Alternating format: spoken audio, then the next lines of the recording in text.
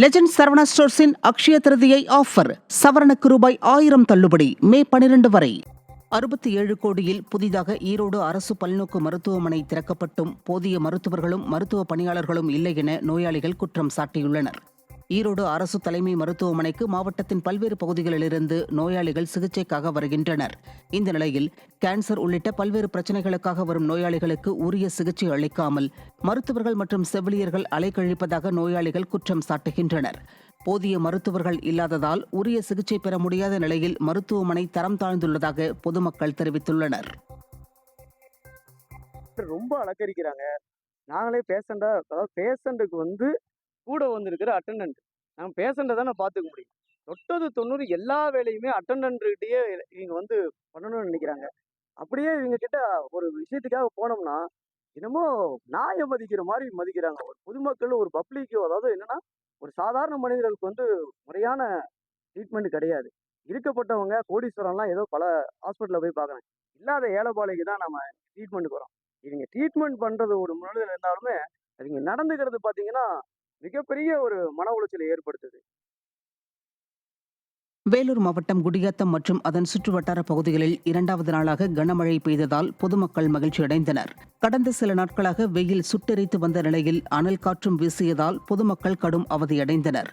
இந்த நிலையில் குடியாத்தம் மற்றும் அதன் சுற்றுவட்டார பகுதிகளில் 2வது நாளாக தொடர்ந்து கனமழை பெய்ததால் பொதுமக்கள் மற்றும் விவசாயிகள் மகிழ்ச்சியடைந்தனர். கத்தரி வெயில் சுட்டெரித்து வந்த நிலையில் சென்னையின் பல்வேறு பகுதிகளில் அதிகாலையில் திடீரென லேசான மழை பெய்ததால் பொதுமக்கள் மகிழ்ச்சியடைந்தனர். கிண்டி, ஈக்காட்டுத்தாங்கல், அசோக் நகர், மேற்கு மாம்பலம், தேனாம்பேட்டை, 1000 விளக்கு, அண்ணா சாலை, சிந்தாதிரிப்பேட்டை, நந்தனம், சைதாப்பேட்டை, திருவல்லிக்கேணி, ராயப்பேட்டை உள்ளிட்ட பகுதிகளில் அதிகாலை லேசான மழை பெய்தது. இதனால் வெப்பம் தணிந்து சற்று குளிர்ச்சியான சூழல் நிலவியதால் பொதுமக்கள் மகிழ்ச்சியடைந்தனர்.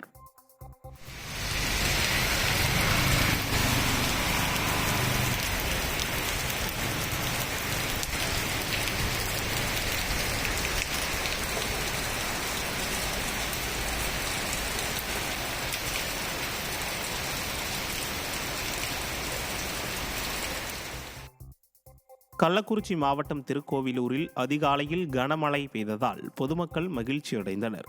மணலூர்பேட்டை, செட்டித்தாங்கல், சந்தப்பேட்டை உள்ளிட்ட பகுதிகளில் அதிகாலை நேரத்திலேயே கனமழை பெய்தது.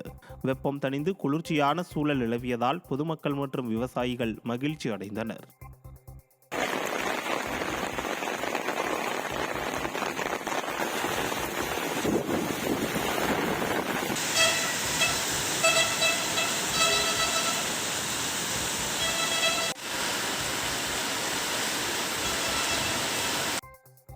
கத்திரி வெயில் சுட்டெரித்து வந்த நிலையில் கடலூர் மற்றும் அதன் சுற்றுவட்டார பகுதிகளில் கனமழை பெய்ததால் பொதுமக்கள் மகிழ்ச்சி அடைந்தனர். குள்ளஞ்சாவடி, பன்ருட்டி, நெல்லிக்குப்பம் உள்ளிட்ட பகுதிகளில் கனமழை பெய்ததால் வெப்பம் தணிந்து குளிர்ச்சியான சூழல் நிலவியது.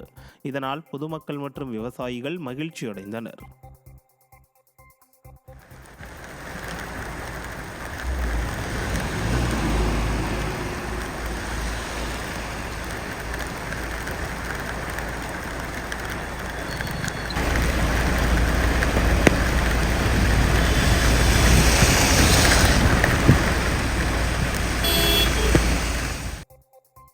விழுப்புரம் மற்றும் அதன் சுற்றுவட்டார பகுதிகளில் அதிகாலை முதல் இடியுடன் கூடிய கனமழை பெய்ததால் கோடை வெப்பம் தணிந்து குளிர்ச்சியான சூழல் நிலவியது.